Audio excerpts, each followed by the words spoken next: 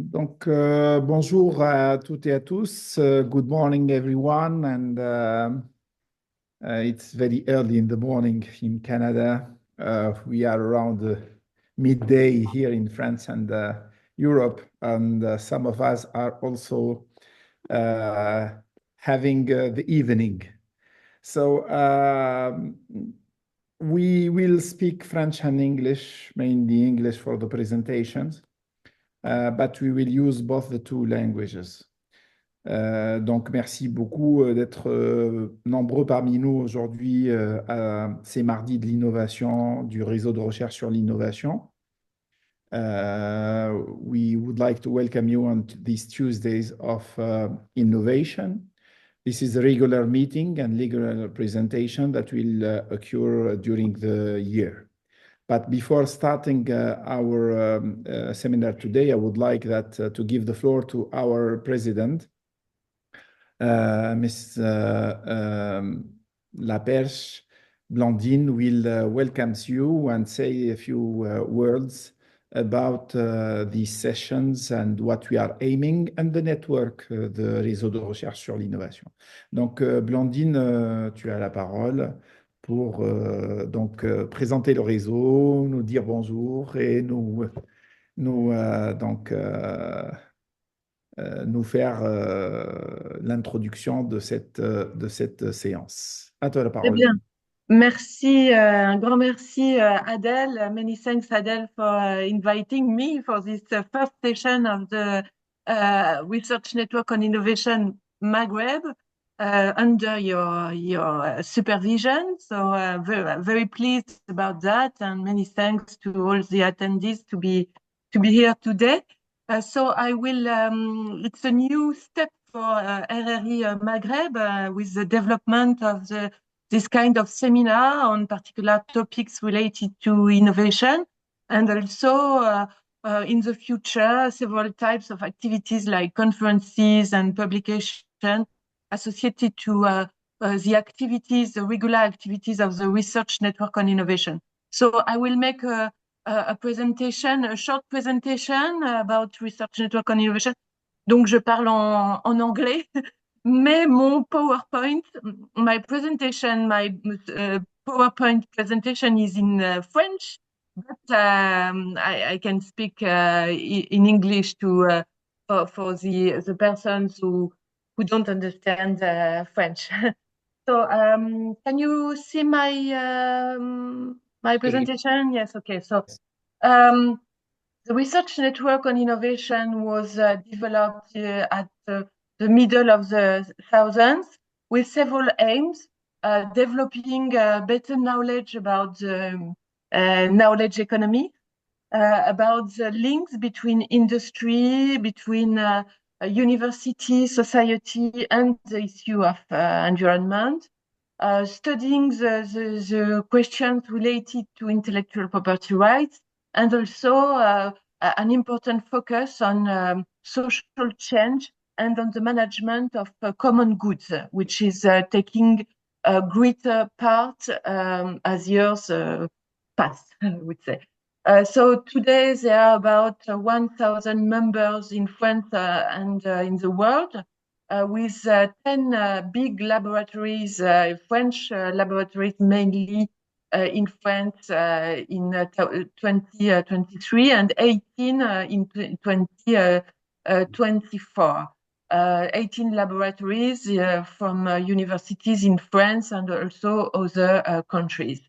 So Research Network on Innovation is located in France, but is developing in several parts of the year, in Spain and Portugal, in Italy, and in Africa with RRI Maghreb, and also RRI south of Sahara.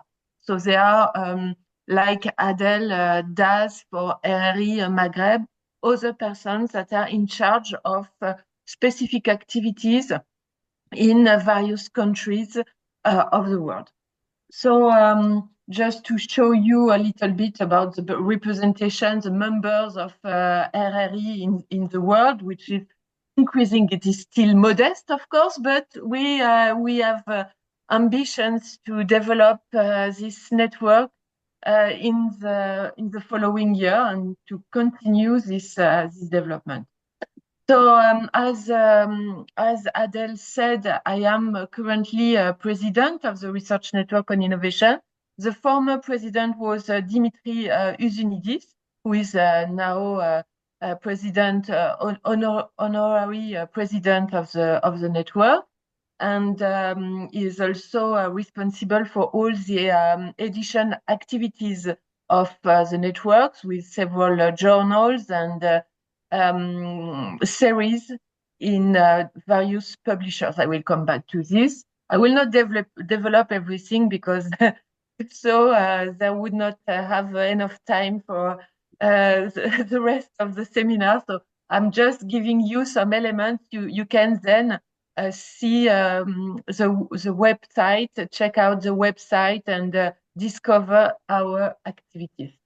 For example, in 20, well, an important aspect of our activities is to organize several types of conferences, and we aim at promoting a responsible research, that is to say, taking account of the main subjects that are very important that society face today, like the one, of course, of environment, which will be dealt today.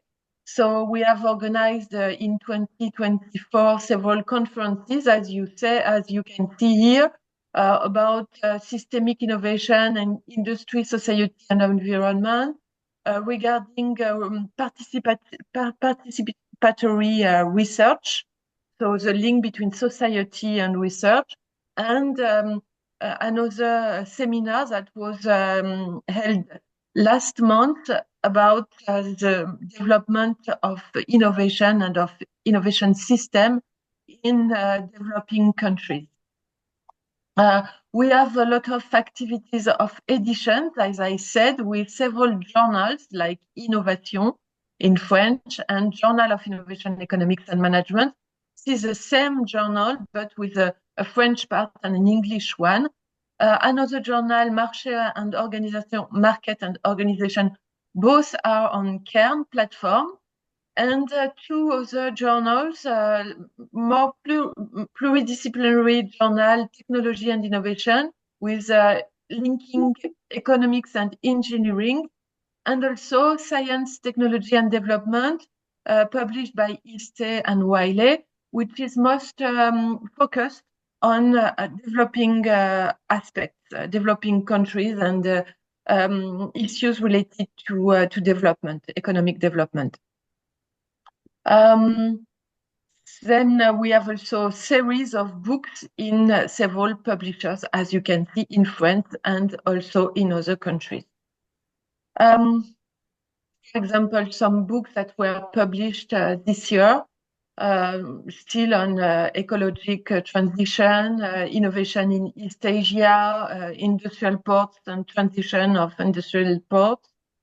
So we have books, and we have also blog, that is to say short text on a specific topic, where you are invited to participate, to take part. You can submit papers, of course, on journals, for special issues, but also you can submit short text on a particular subject you work on, related to current aspects, and we will be happy to publish them on the blog.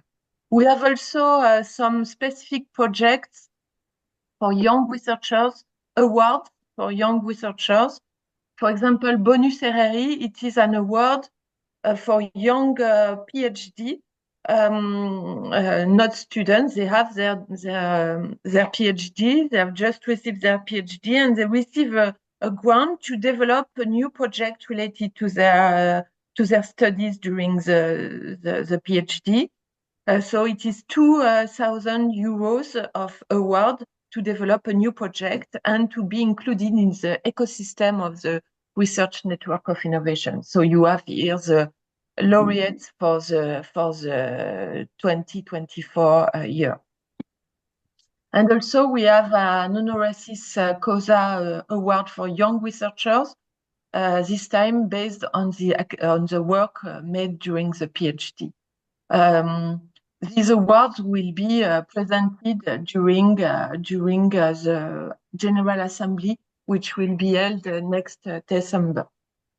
RNE Global, so we have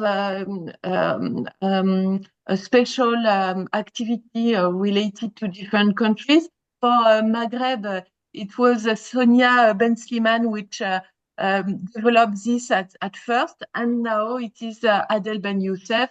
It will be updated with the next General Assembly in December, of course.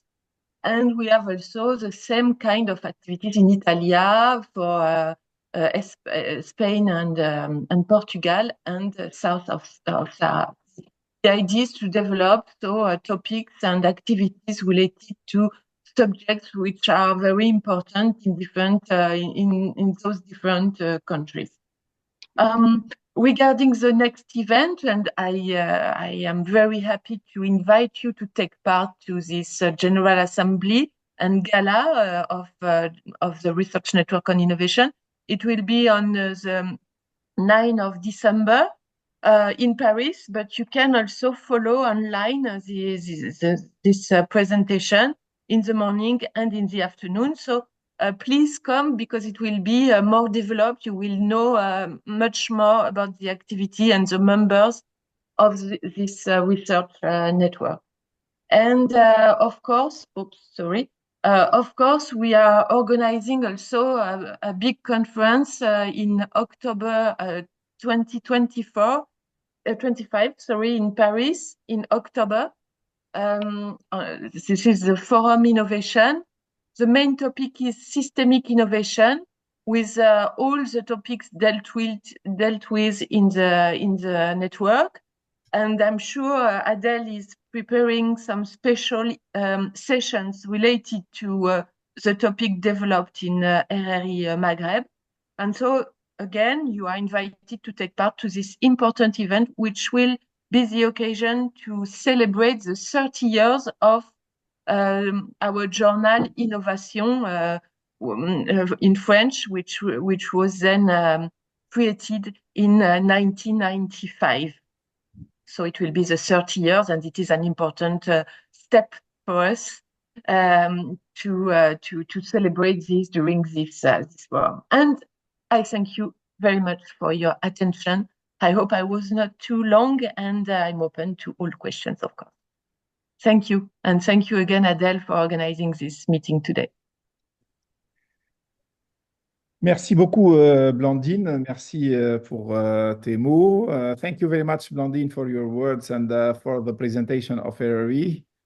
From there, I think that we can engage, and all the present attendee can ask questions.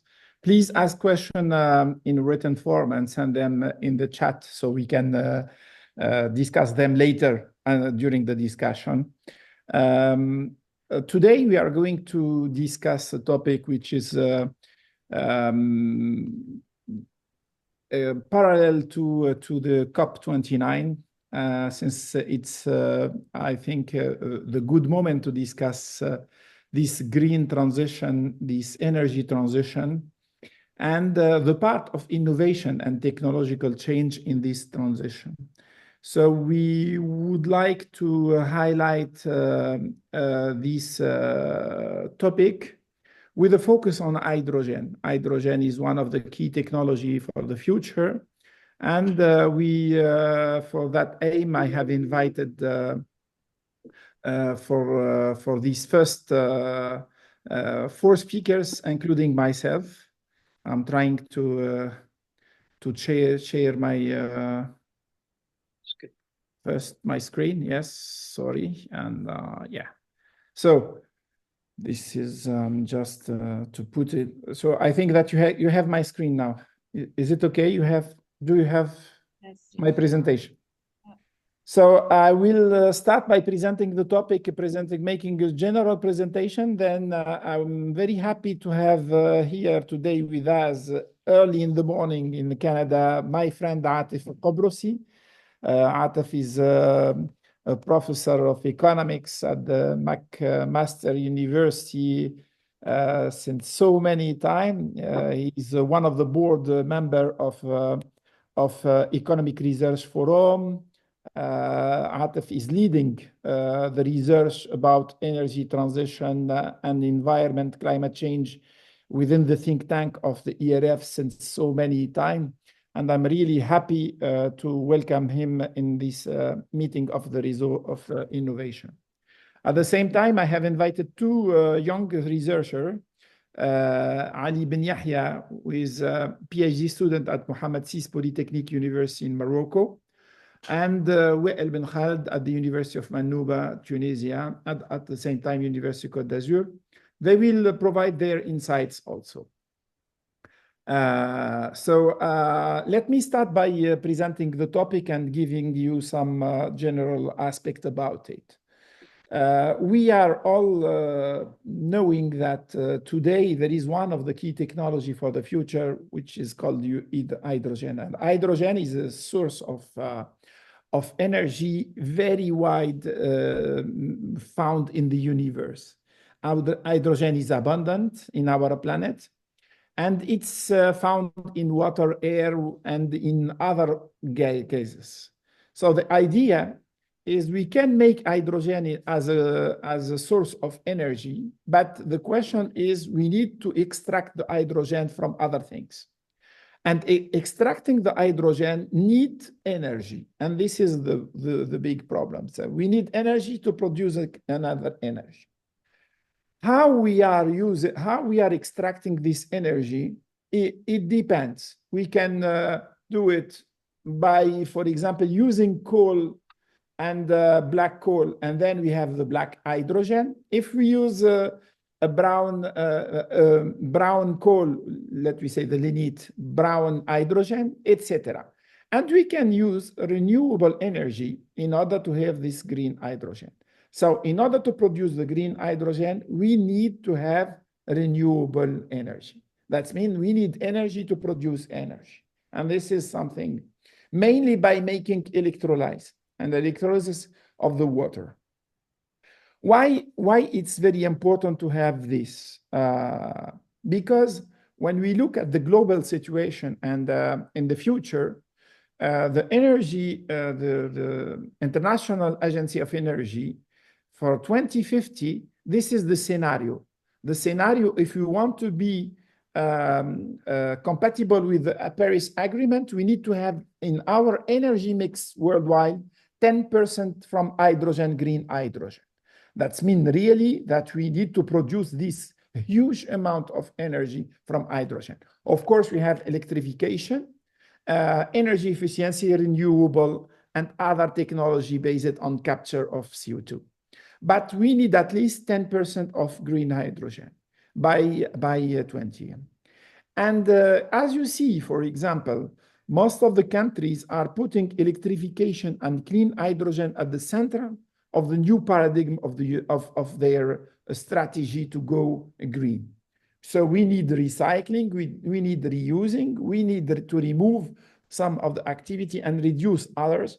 But we need to put electrification and clean hydrogen at the center. So if you look at the situation worldwide, countries are now very interested about this, and they are putting their strategy. And as you are seeing in the figure, Japan was the first country to move in 2017, then followed by all these countries. But in the space of more or less 5 years, we have all these countries having a framework for the hydrogen. That means that we are really now engaging with hydrogen in a more dynamic way. And all the countries of Maghreb, Tunisia, Algeria, and Morocco, they have already their strategy about green hydrogen. Same for European countries.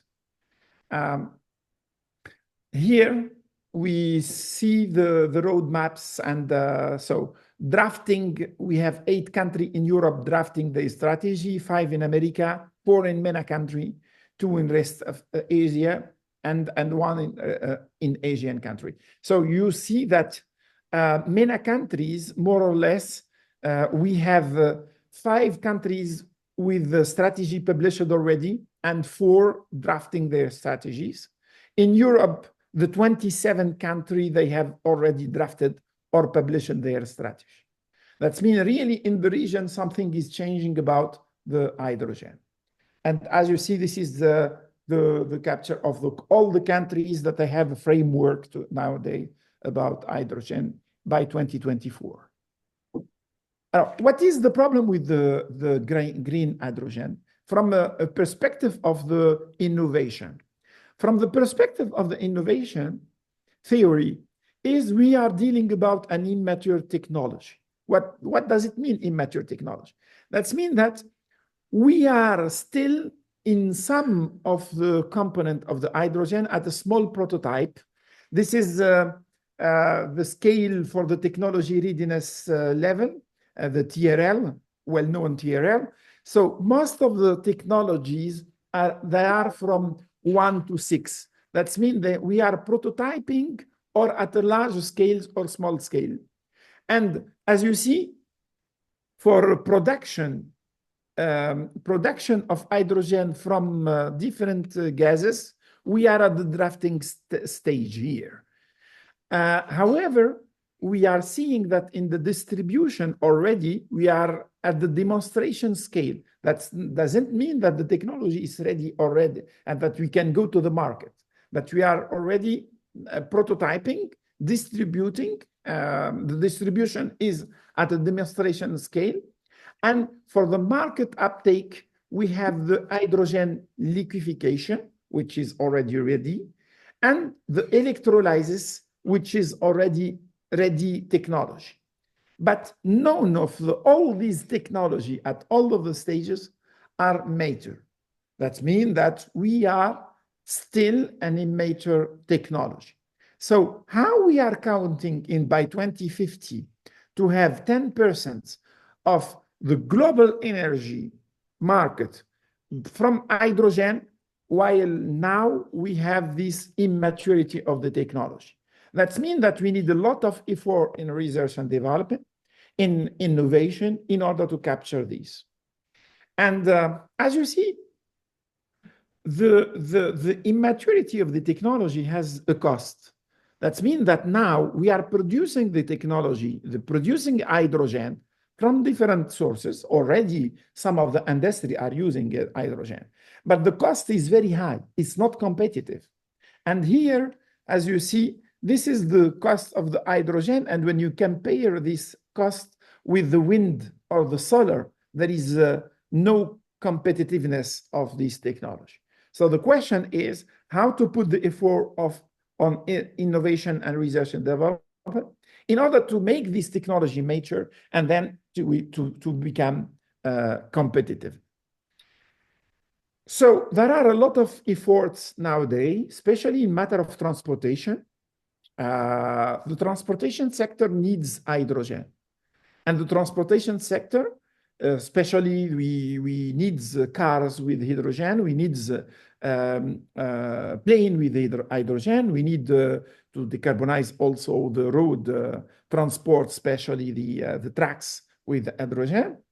And for all of these, we have already prototype. One of the announcements of Airbus was last few months is they will have around 3 new types of Airbus by 2030, 2035.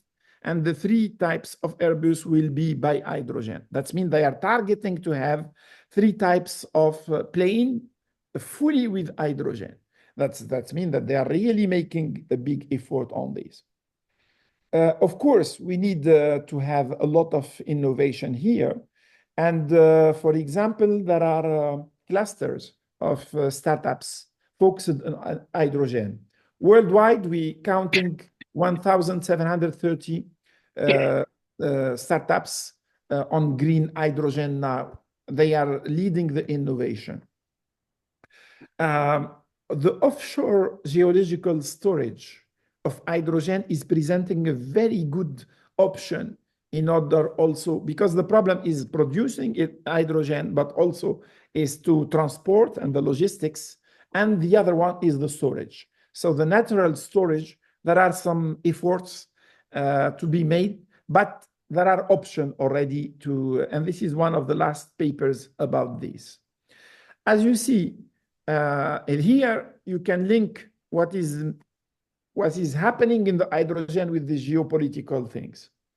As you see here, the MENA countries, especially Saudi Arabia, Oman, and the other country in the Gulf, they are the most important point in the world in matter of storage. That means that they can be really used because they have gas field. And this gas field can be used for the storage of the hydrogen. And this is something that will change the situation in the future. Some of the pipelines, this is the cards of the pipelines. These are the projects of the pipelines for green hydrogen.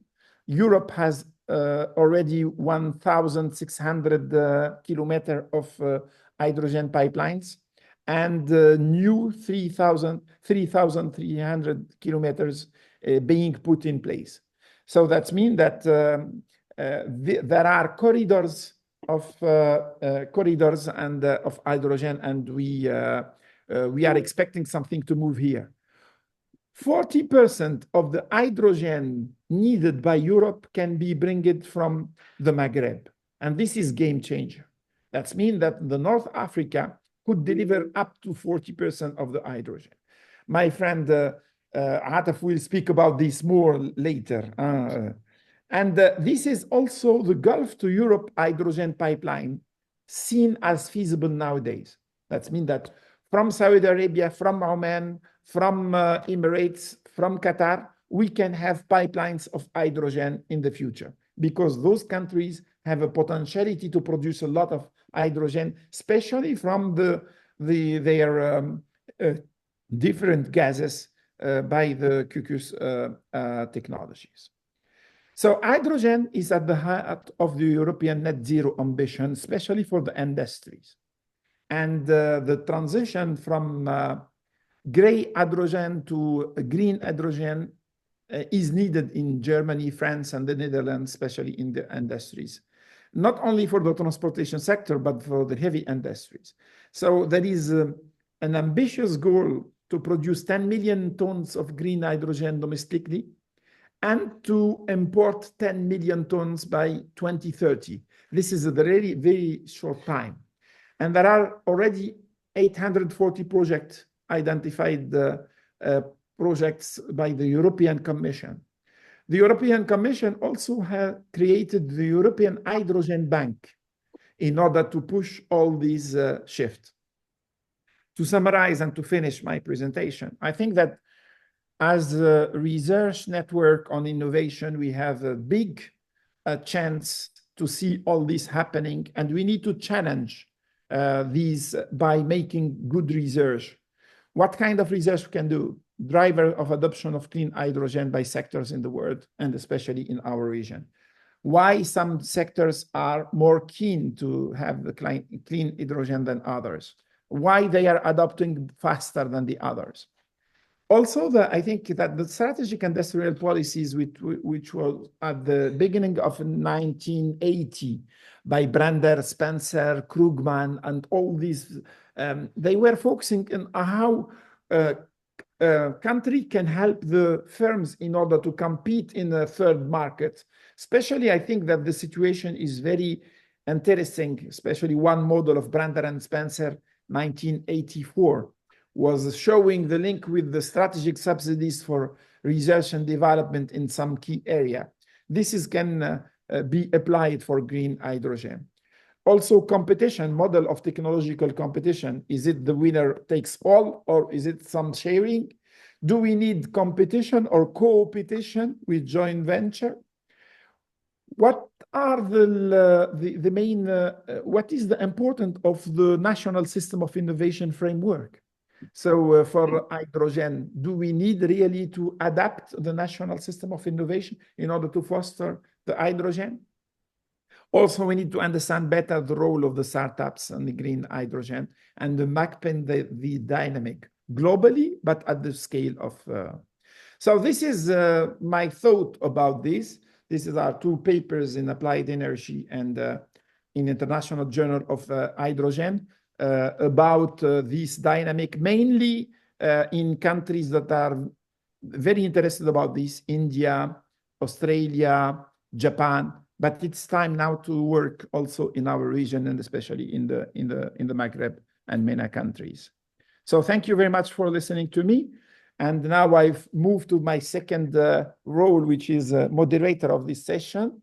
And I would like to give the floor immediately to Dr. Atef in order that he explain better how the MENA country can potentially export the hydrogen and under which condition it will be successful or not. So Dr. Atef, you have the floor for 10 to 15 minutes to present. And by the way, you will find the paper of Dr. Atef on the website of the ERF about this. He has a policy paper about this. The floor is yours, Dr. Atef. Yeah, thank you very much, Dr. Adel, for your invitation and for the RR network for asking me to and giving me the chance to share with you some of our research at ERF on hydrogen and its importance for the people of the global south. Well, let me begin by saying that 80% of anthropogenic pollution is generated by fossil fuel. And the issue here is to what extent can we move off fossil fuel and how can hydrogen replace it? And this is quite important because one of the major advantages of fossil fuel is that it is transportable, easily transportable, cheaply transportable. It takes $4 to move $100 worth of oil barrel halfway across the world.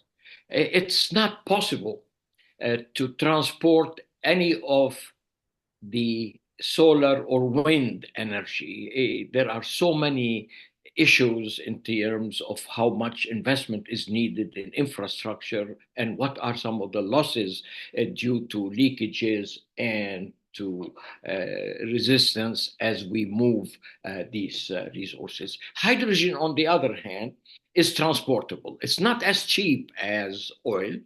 And here there is a room, quite a bit of room for innovation, and there is quite a bit of work that is going on to deal with it. I mean, we know for sure that for this planet to survive, a third of fossil fuel oil would have to remain in the ground, half of gas, and 80% of coal. But for energy security, you need a replacement. Yes, solar energy, wind, and geothermal is going to be a major contributor to this displacement and replacement, but hydrogen, because of its transportability, is now becoming incredibly important. Now, there are 5 or 6 defining characteristics that Dr. Adel already mentioned some of them. First, it is a fuel. In many ways, green hydrogen is a fuel. And as a fuel, it's a source of energy. And it contributes to energy security and to the displacement, replacement of unclean and non-renewable oil. But one most important, especially for countries in the MENA region. In the MENA region, 20 countries out of the 25 countries that are typically included in the MENA region are what we call water stress or water poor, in the sense that most of these countries have less than 1,000 cubic meter of water per person. And water poverty is defined as a line.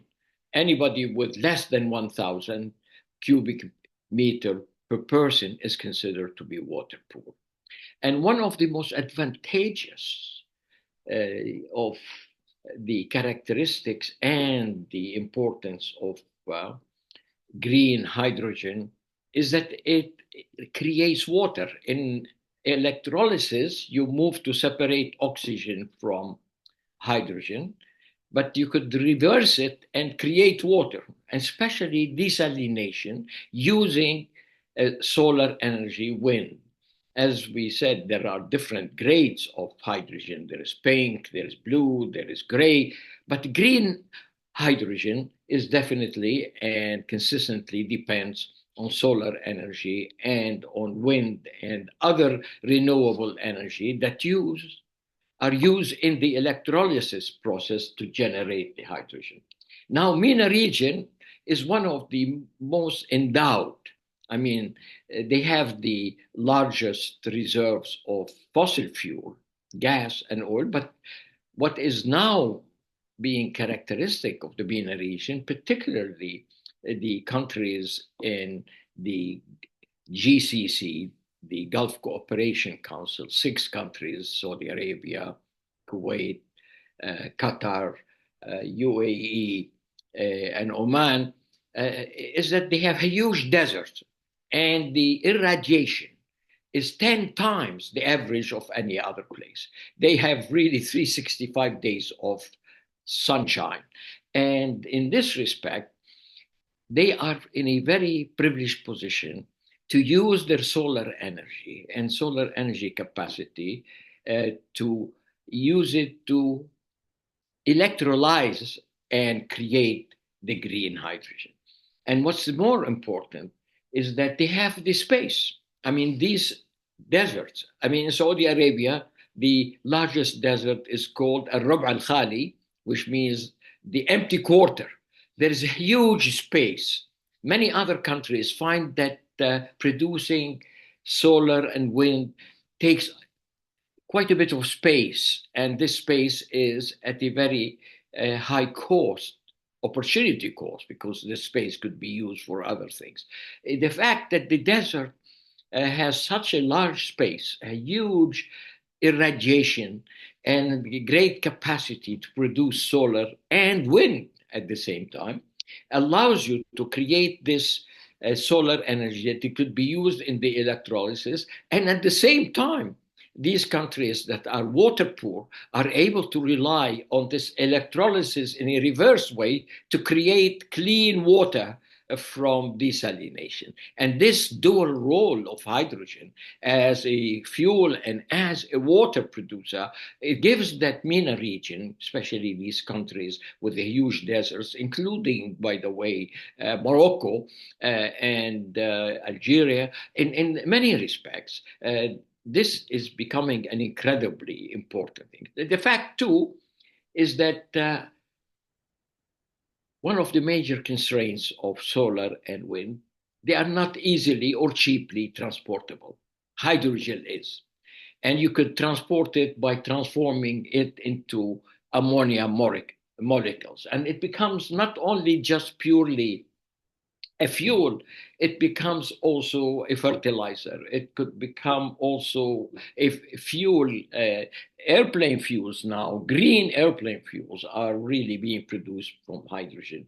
And there are so many industrial uses. So to a great extent, one of the most advantageous things of hydrogen as a source of energy and as a product is that it is an important input in so many industrial processes, and it's giving the people of the global south a comparative advantage of being able to produce it at such cheap cost that it is now a great vehicle for diversifying the economies. I mean, to a great extent, we all know that one of the major economic constraints in the MENA region is that most of these countries, unfortunately, are undiversified.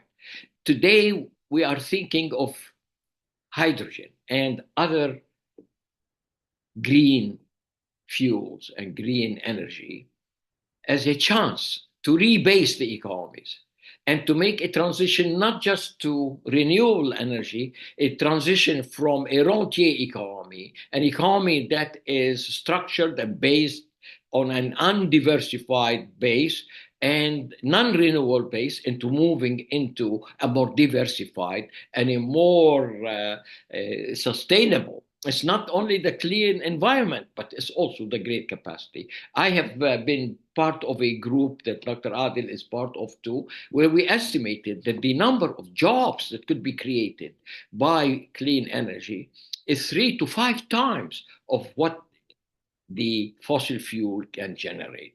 To a great extent, therefore, this green hydrogen is becoming not only a source of energy security, but a source, a base for restructuring the economies on a more diversified basis and to create substantial level of employment, not only better jobs and more jobs, but also inclusive jobs. We've really seen the transition, not as purely moving to a clean environment, but moving to a more inclusive, a more just transition, where there would be greater job for women, for the youth, and for marginalized groups. And what is more important in this is that because of its transportability, it allows us to move off the grid. One of the major problems of what I would call solar and the wind and other things is that, yes, they are located in areas that are underserved. And to some extent, there is a chance here that you will reduce the reliance on the grid. But there is no place, there is no fuel that is more likely to relieve this heavy dependence on large utilities like green hydrogen.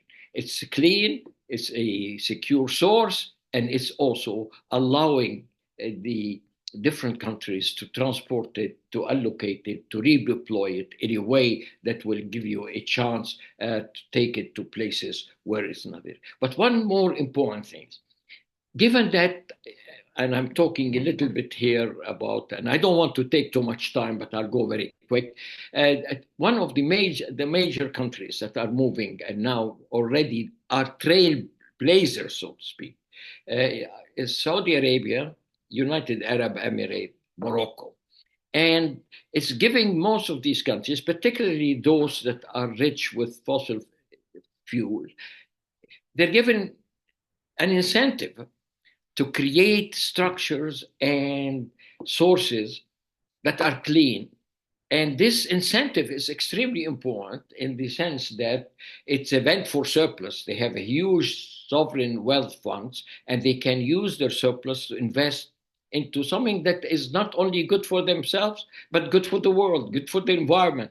And this incentive is now being so much anchored on their ability to produce green hydrogen. So by itself now, green hydrogen has acted as a major source of a promise, a good promise of these countries being able to diversify the economies, create more jobs for the people, create an export replacement. One of the major threats to most of these countries in the MENA region, but particularly those that depend on fossil fuel, is that these are more likely, as the climate is threatened, to become stranded assets. But these countries have depended in very substantive way, not just as percentage of GDP, but in terms of the budget, in terms of the ability of the government to finance social and economic programs. So to a great extent, what we have here is a situation to wean these economies off their dependence on fossil fuel and create a dependence on a more renewable, cleaner, and more substantive resource that they could rely on it. There is a chance here to talk a little bit, I want to, about electric vehicles.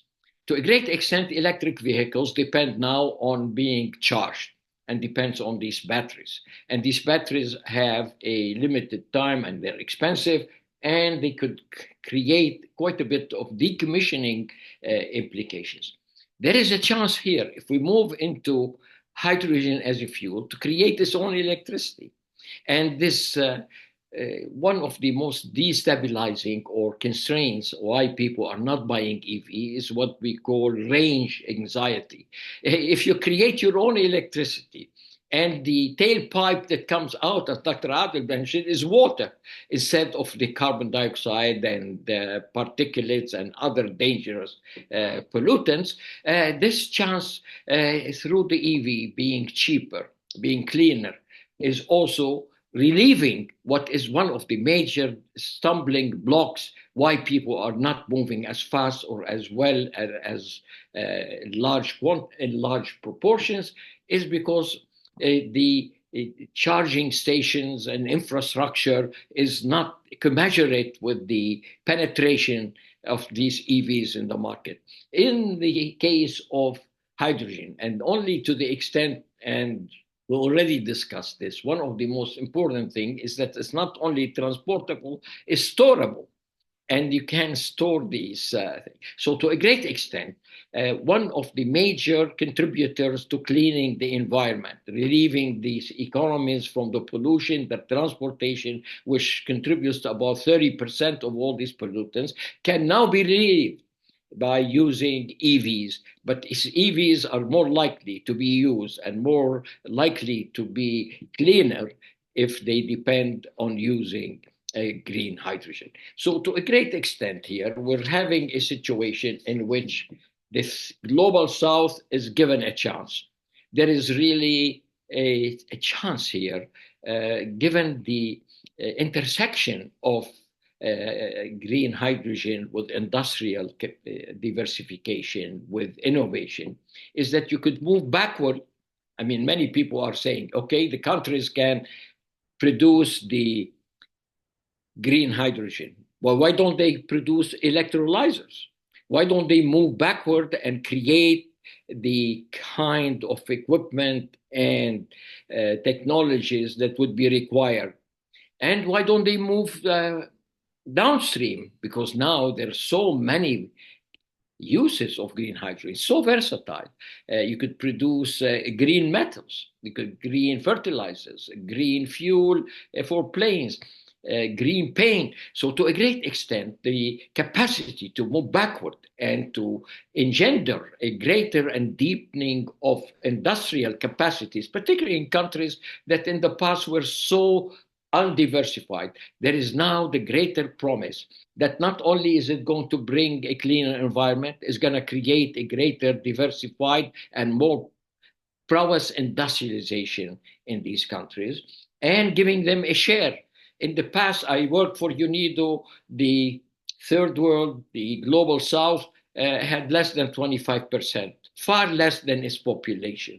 And that there was always this concern, to what extent can we create the chance for these countries to move off agriculture, where the law of diminishing returns remains in sway, and create greater capacity and more productivity by moving into industrial activities, into knowledge economy. Now, there is a greater chance with the green hydrogen, the global south, to reclaim a much larger share, a better share, an equitable share in this, and at the same time contributing not only to themselves, but also to the world by moving off the dark and the dirty fuels and energy, have greater security, greater capacity to produce, a greater number of jobs, better jobs, social inclusion. So to a great extent, we are really at the cusp here.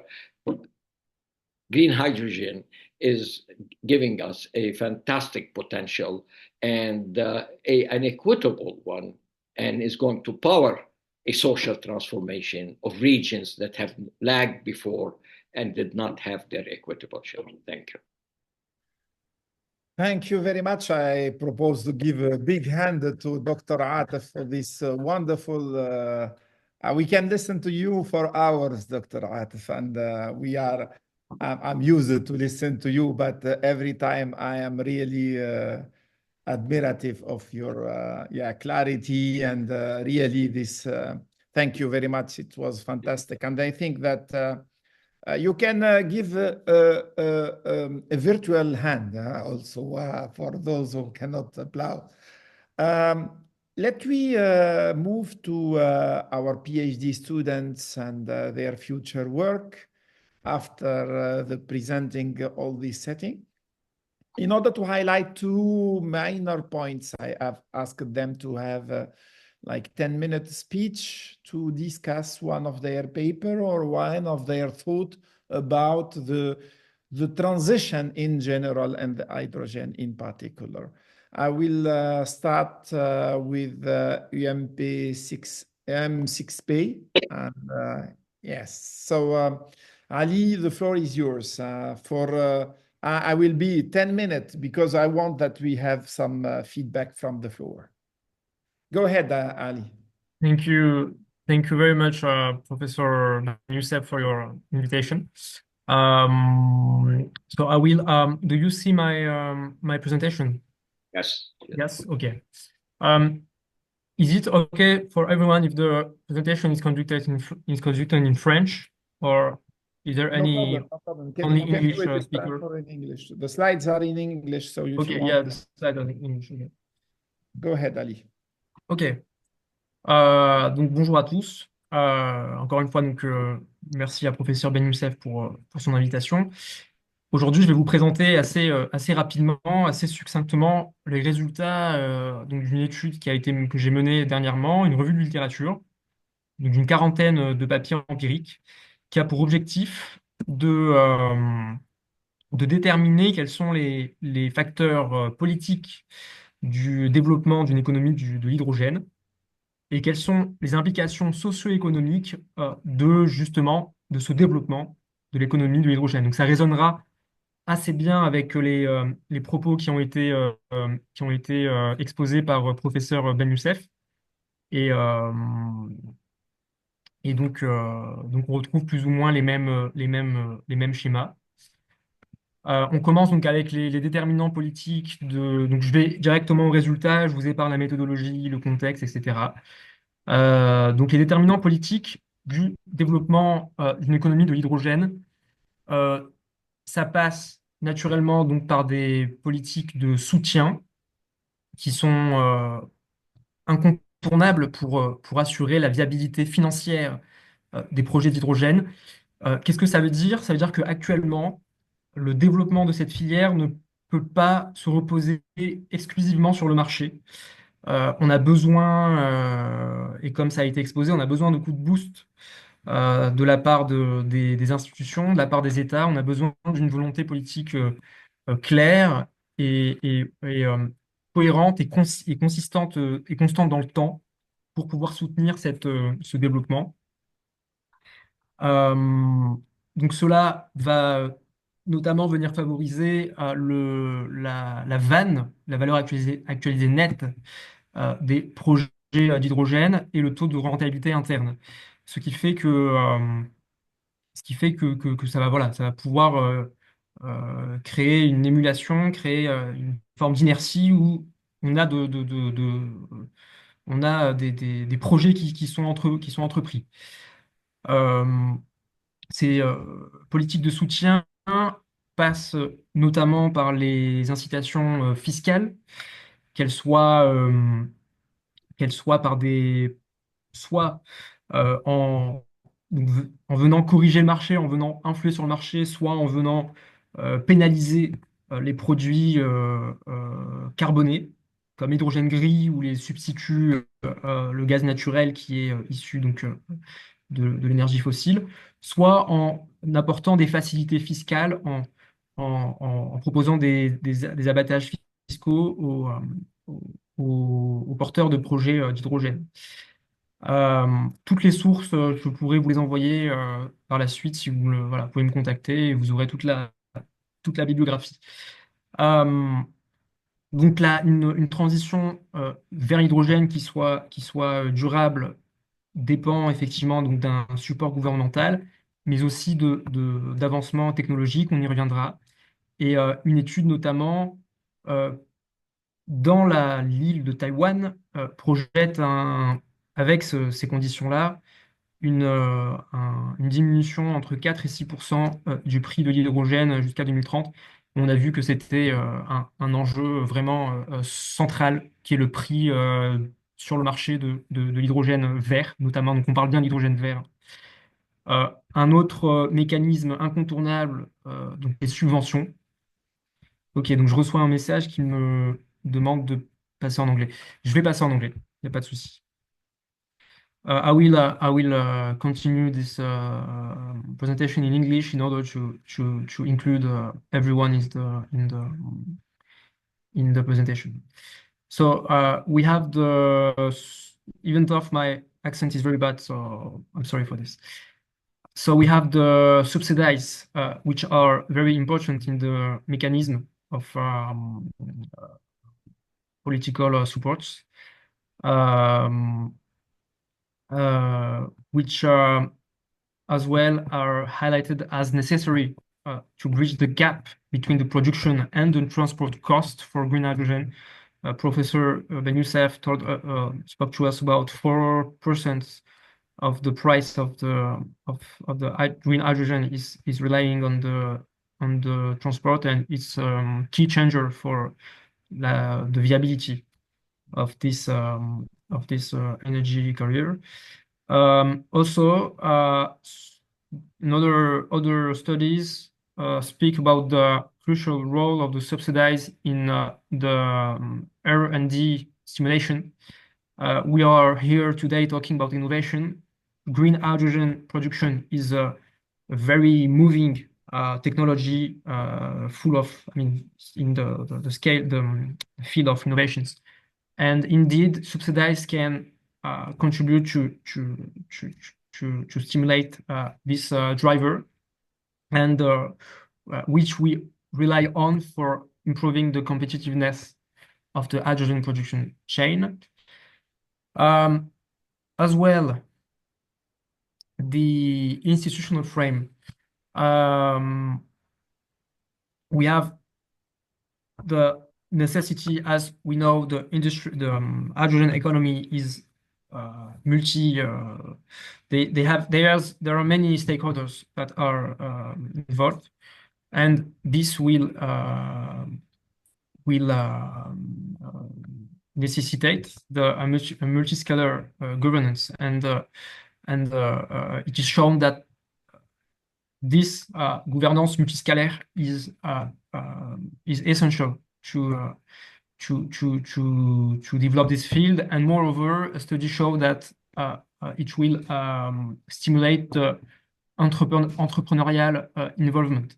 So the development of this field will rely on the individual, or à l'échelle, on the company scale, the entrepreneurship, because we talked about this. There is many risks that are linked to the development of this kind of projects. Interregional cooperation, of course, which are necessary at many scales, companies, research centers, and we talked about recherche and développement, so universities. And this is also needed about as long as the production costs are high, we need as much collaboration as we can. So for the frame, this institutional frame, and we can go to the regulatory frameworks. So studies have shown again that a consistent regulatory framework is really helpful to accelerate the hydrogen adoption, and in particular for the mobilities. Also, we talked about the carbon pricing regimes that is, of course, unavoidable for the future in order to drive the development of this of the hydrogen field. But we talked about the different stakeholders that are involved, and it must be highlighted. We must be concentrated in order to avoid the conflicts that can occur, and in order to keep going in a profitable development way. And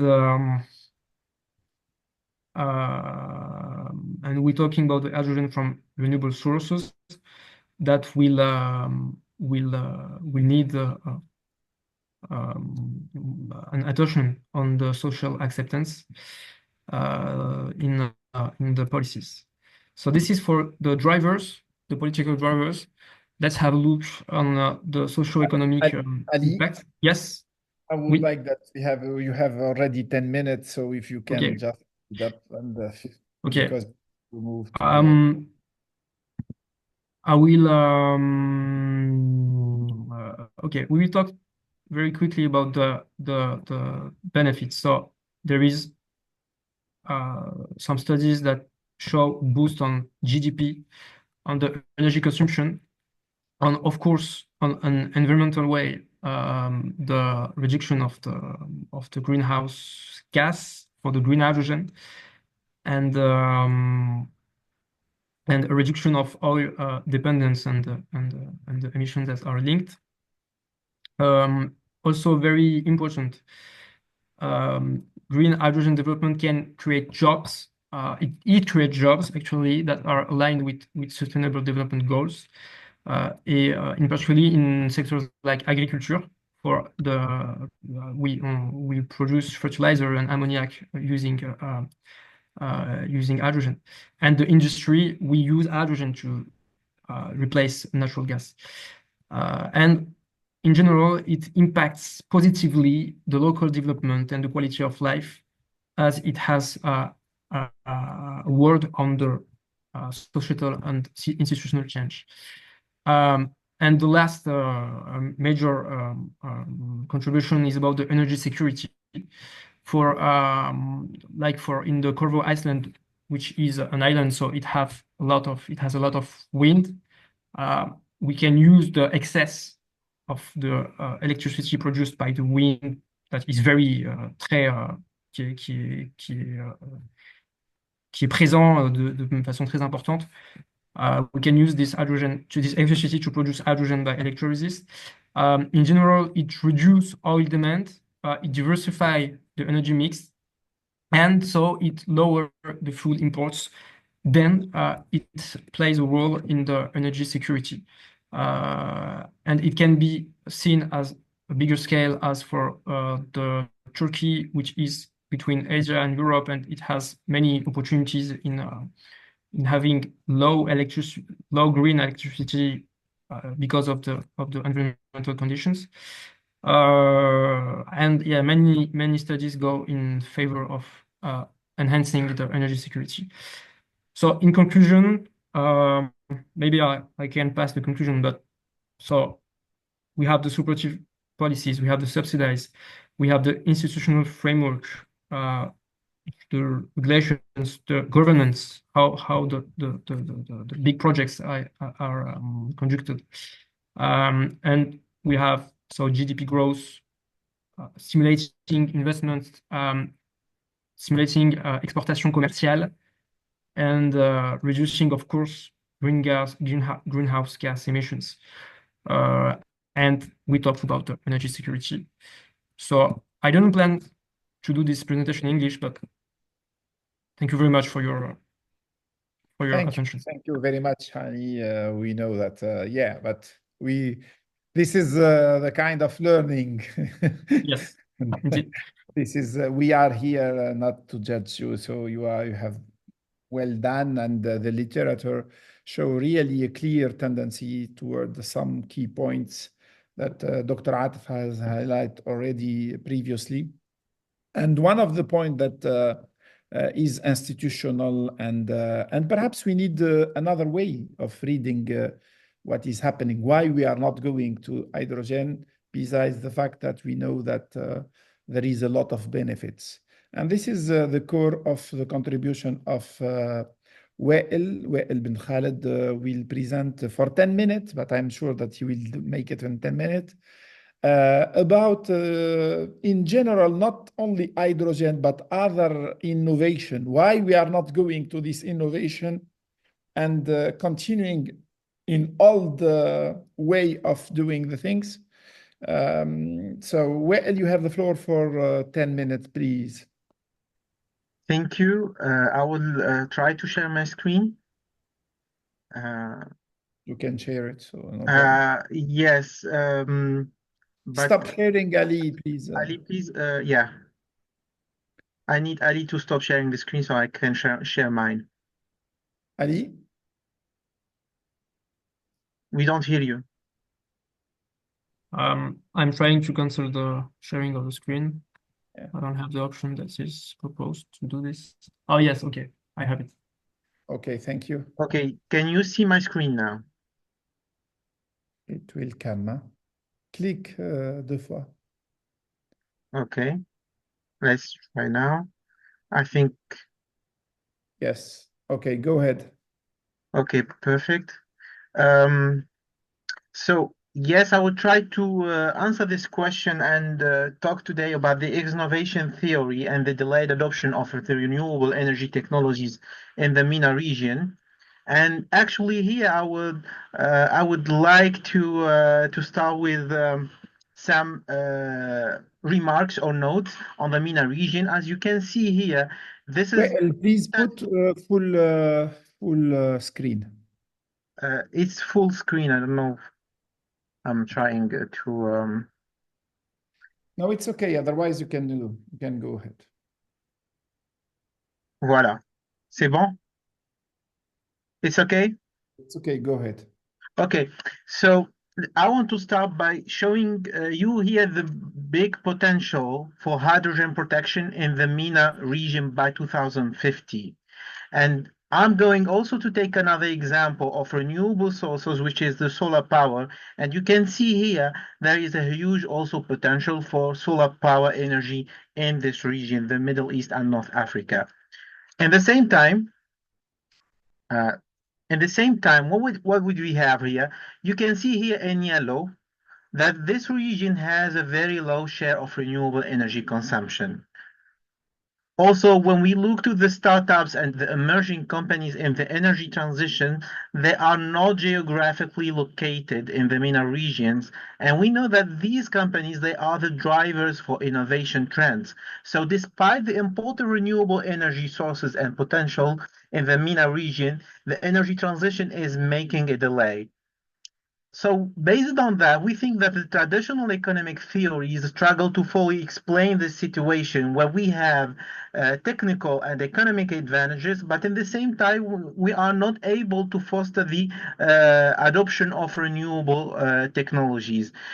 So now we can think or probably try to think about other theories that are relevant to explain this delay of adoption of renewable technologies in the region.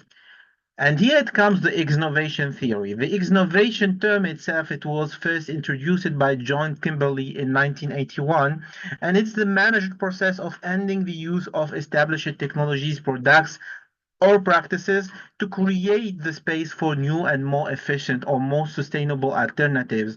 So exnovation is exiting the innovation. It's basically the opposite of innovation.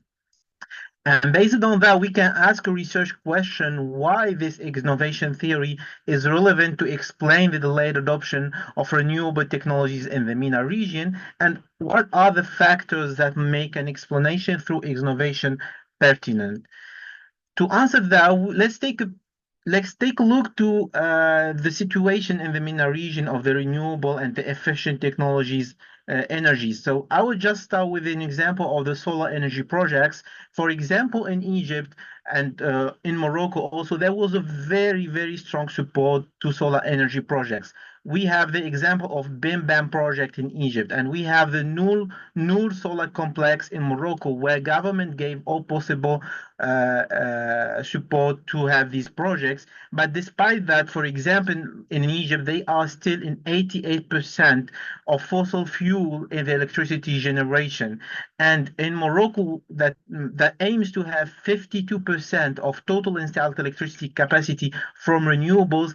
At the moment, they only have 17%. So the target is for 2030, and we think that the Morocco have to do a lot to reach this target of 52%. let's go and take a look also into the energy management and energy efficiency. We have a very good example of Tunisia that focused on institutional and regulatory framework for energy management, especially on the energy efficiency. And they did create a lot of initiatives on low energy public lighting and photovoltaic stations, smart lighting management system, even in municipality levels. Also, Tunisia have promoted the domestic solar water heating systems, and there are a lot of initiatives. I will just cite the program of ProSol, which is for the domestic solar water heating system. But the result is not so good because the energy efficiency still face challenges in Tunisia, and at some points we even see a rise in the energy intensity. So still a lot of questions to answer. If we take the electric mobility, there is a very good example is the United Arab Emirates, and they gave a very strong support to electric vehicles through many initiatives. And first, by giving the example to convert 20% of the federal agency vehicles to EV. Also, initiative there are either in Dubai or Abu Dhabi where you can find initiatives like the green charging stations, free registration for EVs, free parking, reduced charging fees, but also despite all this effort, the results still relatively low because when we look to the total vehicle sales in the UAE, we only have 2.11% in 2020 that are EVs. And in Abu Dhabi, we only have less than actually 1.3 of total vehicles in 2023 from EVs.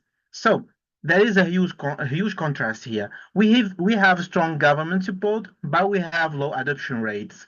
So based on that, we can say that the market dynamics do not always lead to the adoption of the most efficient technologies or products. Why? When we examine that, we find a triadic relationship in the region that could explain this. And I would say looking in the non-renewable and non-efficient technologies in the economy and not able to phase out, first is the path dependency, then the resources curse, and the lock-in effect. Also, when we go further, we find another triadic relationship which is connected to the first one, that is not letting the adoption, actually not letting the phasing out of non-renewable sources. So, to summarize, when you have path dependency based on past choices that are shaping your future decision, and here when we say past choices, we mean technological choices or behavior and that people are taking, you're going to have economies of scale that lower the cost for fossil fuel. In the same time, in a region like the MENA, you have resources curse on the environment where fossil fuel are abundant, and they even gave subsidies for these resources. So you're gonna naturally discourage diversification and the renewable adoption, and you are furthermore going to create rent-seeking behavior, which establish groups that protect their own profits by blocking policies that would reduce reliance on fossil fuel.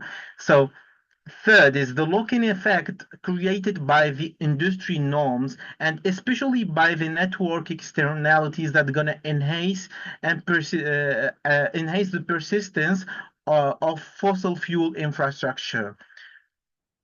Based on that, I have some key messages. Is that there is a critical need to focus on innovation of fossil fuels technology in the MENA region. And before thinking on introducing new technologies and fostering the innovation, there is a need to prepare the phasing out stage.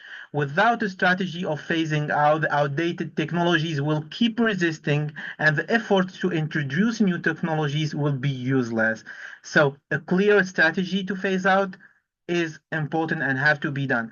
And there is another key message which is very important, that we should understand that innovation and exnovation, they are complementary concepts and they should be considered together. And without both, policy we may become ineffective. And here, which we call the X curve, where you see we need both innovation and exnovation to make a smooth transition and to make it easy and even with less costs than just thinking of innovation. For future research, we have to highlight that when it comes to innovation in the context of renewable energies, it's important to say that there is a duality. The first one that we have presented today, but also the second one is where we should narrow down the growing number of renewable energy innovation. So for future research, we should examine the intra-renewable innovation, which means evaluation and discontinuation of the less efficient renewable technologies. This is my last key message, and thank you for your attention. Thank you very much. Well, thank you, Ali, and thank you for Dr. Atef for your insights on this. And let me open the floor. But before opening the floor, as you are staying till with us, before leaving, I would like that we take, if you can open your camera in order to take a picture of all of you for this first Tuesday. And let me say that we will have at least another one after the COP in order to stay focused on the area of energy transition and innovation, technological change. We will have another session. We will announce it soon, but let me have just this photo, collective photo, and then I will ask you to send your message by message your question in order that we address some of the questions. So can you capture some of the photo, Adelina, if you are here? Wael or Adelina or someone from the if you can stop sharing the screen. Stop. I don't know if you can do it from there. I'm Stop sharing the screen, Wael, first. Yeah, I'm trying.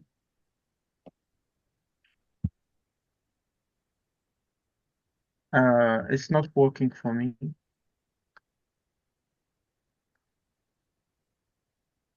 Where you have shared it, you just touch it and make stop sharing the screen.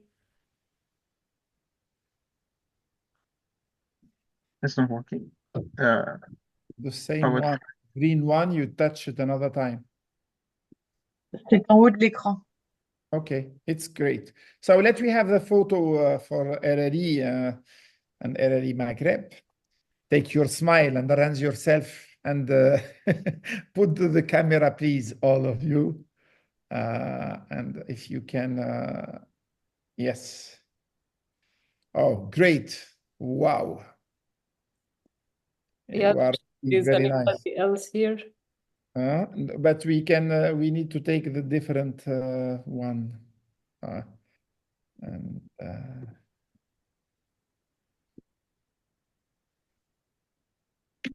another one, these. Oh, there are a lot not sharing, but no problem. And the last one, okay. Thank you again. So the floor is open for the discussion. Who wants to take the floor and to pose a question? We have some minutes, and we can stay here even after 2. For the moment, we are no problem for us. So if someone has a question, clarification, whatever, please feel free to pose to Dr. Atef, myself, or to Ali and Wael. I saw that Bessa is posing a question. Blandine also have posed the question. So you can take the floor and Okay, so I just take the floor, Blandine, to thank you a lot for all the presentation. They were really interesting, and my question was about the policies developed in MENA countries in order to grasp this opportunity. And but you already answered a little bit, but you could perhaps develop a little more. And also, I had a question for Adel, because you in your screen about the different kinds of hydrogen, there was based on biomass, and it was not, there was no color regarding to this kind of hydrogen. Can you explain why? And I thought that if it were based on biomass, it could be green hydrogen. So why not including hydrogen based on biomass in green hydrogen? That's my question. I don't know if you perhaps it's technique or I don't know. Thank you. Atif, go ahead, perhaps to answer a little bit about what they are doing, the countries of GCC, and then I will come back to the question.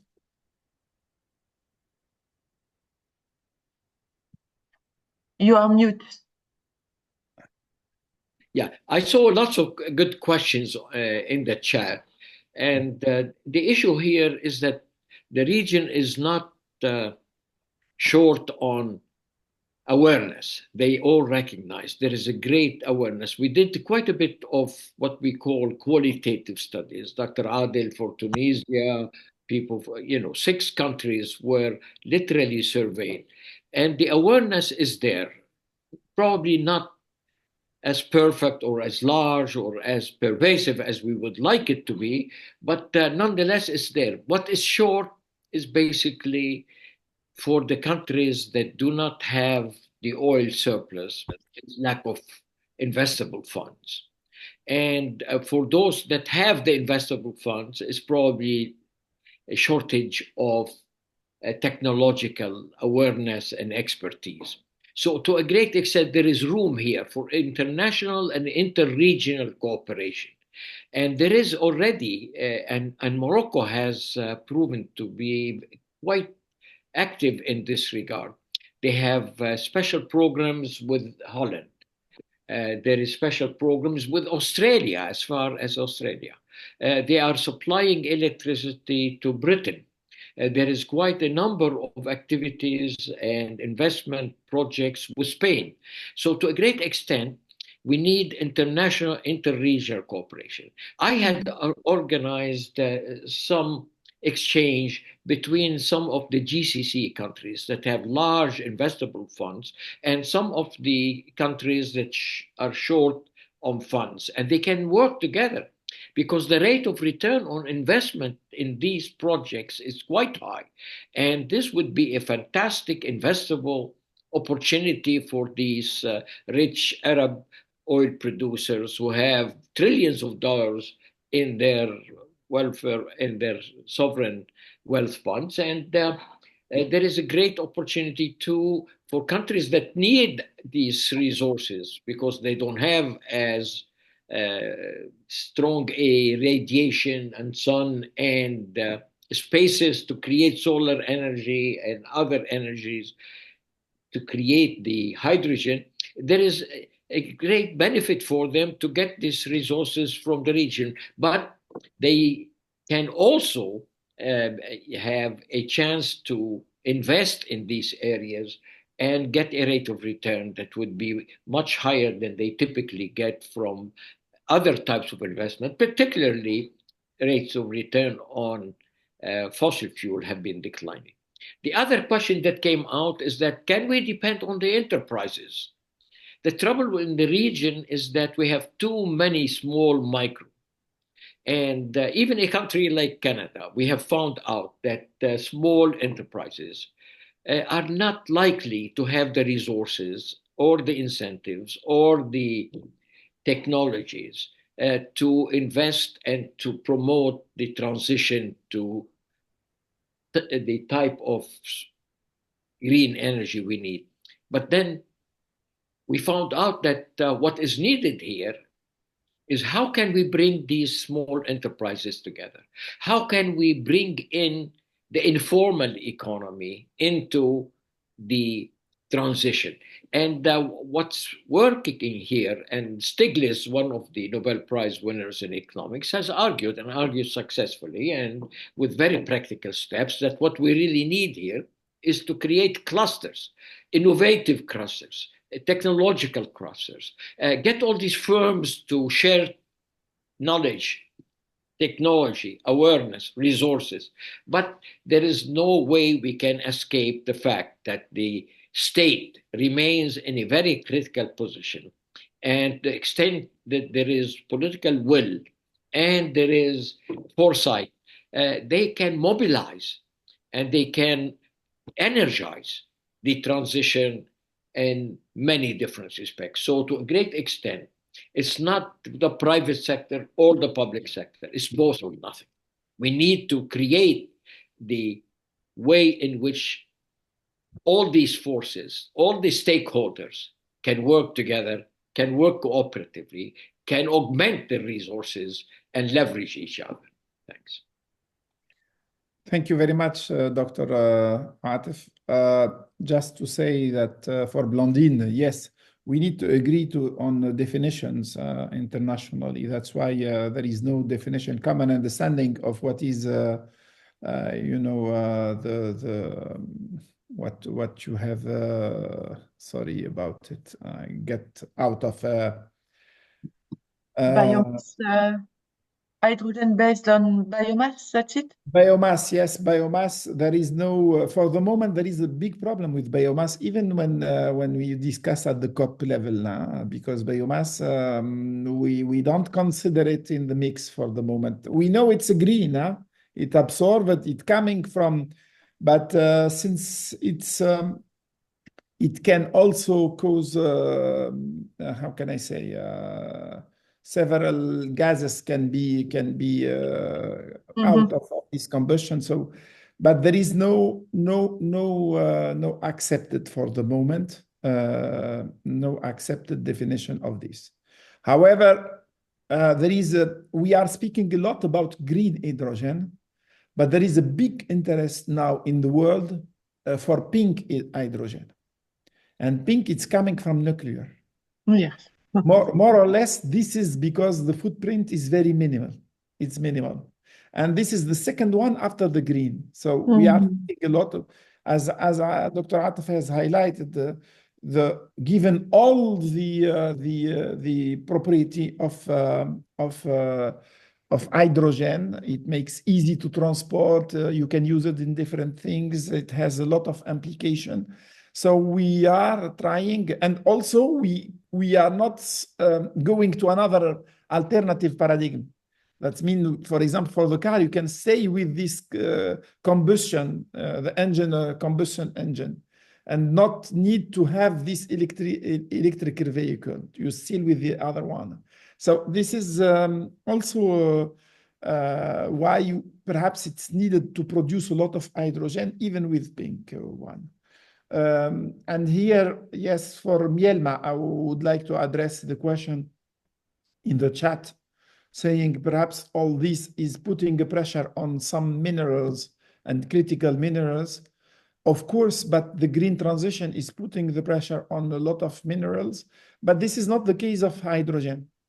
The hydrogen is keeping the previous paradigm for transportation, etc. It's not moving to electricity, for example, the electric vehicles. So with the hydrogen, the picture is quite different. Let me take another question or two before closing, and I promise that we are coming back to the energy transition with the innovation aspect and R&D. And please also contact us. Feel free to contact us to suggest alternative topics for the Tuesday of innovation, but link it to innovation. Think about it. Any other question who wants to take the floor? Yes, Professor Adel, can you hear me? Yes, go ahead, please. So good afternoon, everyone. So thank you, Professor Adel, for the invitation, and I want to thank all the speakers for the quality of their presentation. I have a brief question for Professor Adel. So what would be the primary advantage of using hydrogen as a fuel source in emergent technology, specifically mainly in energy sector? Would it require minimum infrastructure investment, for example? And my second question, what would be the main challenge facing the use of hydrogen in innovation? Thank you. Yeah, I can answer the first part. I'm going to leave my colleague, Dr. Adel, to maybe answer the other one. He's in a much better position on this one. There are lots of advantages. The versatility is one. The transportability is another one. The water dual role of literally, it's not constrained by the availability of water. As you know, quite a bit of resources, particularly fuel. For every barrel of fuel, you need 8 barrels of water, either to transport it or to clean it or to refine it. The example here is also that it is cheaper to produce and to transport than other types of green energy. Not as cheap as fossil fuel, as I mentioned, but at least in a comparative way in terms of how much it costs to deliver electricity produced by solar to different and distant places. Hydrogen is a little bit in a much better position. The transportability and storability is also another advantage. And the other one, the versatility, in the sense that you can use it in so many applications in terms of fertilizers, in terms of agriculture, and in terms of different industrial product and transportation and even aviation. So to a great extent, this versatility, the transportability, the storability, the relative cost are all advantages that would give hydrogen a comparative advantage to other types. Thank you, Professor. Thank you very much, Dr. Atif. Perhaps, Besa, if you want to address your question, or someone else. Besa, you have the floor. Yes. No, everything is clear. Thank you for your answers. Okay, thank you. So with this, perhaps I would like to thank the speakers, to thank Blandine for this Tuesday of innovation. And now I hope that you will be used to be with us for this Tuesday of innovation. We will publish on the website when and where and which topic. At least, as I have said, we will lead another one on energy transition and the role of innovation, especially after the COP and the results of the COP. And as you say that the COP29 and the process contains a big part dedicated to technology and innovation. And we need at least to update you with some of the results, what happened, what kind of technology, what are the push on this. Personally, I will attend the COP during the second week. I will be there. And I will give you some of the insights from the sources there. So please feel free to contact us. And for sure, Blandine, we will have a session dedicated to hydrogen for the Congress in Paris. Very good. To follow this debate. Yeah, very important one. Thank you. Yeah, and please feel free to contact us to suggest a new kind of question regarding innovation R&D. And the scope is worldwide, is not only in the region. We have took the lead, and I would like to thank especially Adelina for the administration of the event, Ulfa for the Secretariat of RRI Maghreb. Of course, Blandine, but I have thanked her so many times. And also the member of of LLE Maghreb presented today, Munir Dahmani, Munder from Algeria, and so many other friends that I am seeing here. So thank you again, and Sarah also. She is here, Sarah Yassin, with us. So thank you again, and see you soon on the Tuesday of Innovation. Keep tuned. Goodbye. Bye, everyone. Bye. Au revoir, merci.